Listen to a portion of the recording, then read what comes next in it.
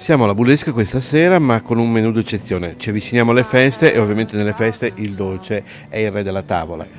E siamo con Stefano Stivella. Stefano, titolare. No, anzi, sono lo chef del... sei lo chef, è qualcosa di più, perché titolare è importante, ma essere lo chef è colui che in qualche modo stimola, come dire, le nostre papille gustative. E cosa hai creato stasera per questa serata di abbinamento di vini dolci con i dolci? Allora, abbiamo preparato 6 tipi di mignon.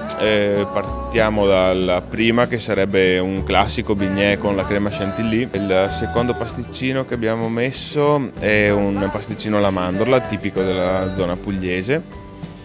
Dopo il terzo c'è una rivisitazione della tarta tatin, praticamente mele, caramello e un biscotto di sablé integrale sotto. Dopo, come terzo, c'è una tartelletta con all'interno un cremoso al cioccolato al latte e sopra una bavarese alla nocciola. Come quarto abbiamo una mignon al pistacchio, con una bavarese al pistacchio con un biscotto morbido alle mandorle e un cremoso al pistacchio sopra. E come ultimo il sacher, classicissimo. La classica, diciamo, che viene dalla storia della pasticceria austriaca, esattamente.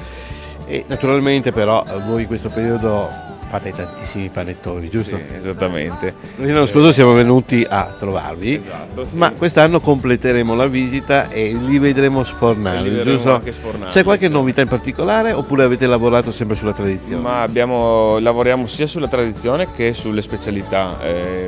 Proponiamo 5 o 6 tipi di panettoni diversi, un po' per tutti i gusti. Diciamo che poi il classico e la focaccia veneziana è quello che va per la maggiore, però accontentiamo i clienti anche con qualcosa di più particolare. Abbiamo un panettone con le amarene e il pistacchio, uno l'abbiamo fatto con mele e cannella, ce n'è un altro con pere e cioccolato che è un po' un classico.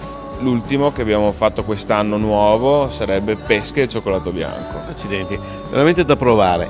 E però la cosa importante è la qualità degli elementi che compongono l'impasto, perché l'anno scorso ci ricordavi proprio che tu parti da il lievito madre, nel senso non ha nessun lievito di birra all'interno, quindi si parte da una lievitazione naturale, praticamente una pasta acida, e da lì formiamo tutto. E da questo ci fa bene alla nostra pancina, sì, perché esattamente, si sente una sensazione molto più leggera nello stomaco, non ha la pesantezza che c'è di solito nel lievito di birra, è molto più leggero, diciamo, insomma.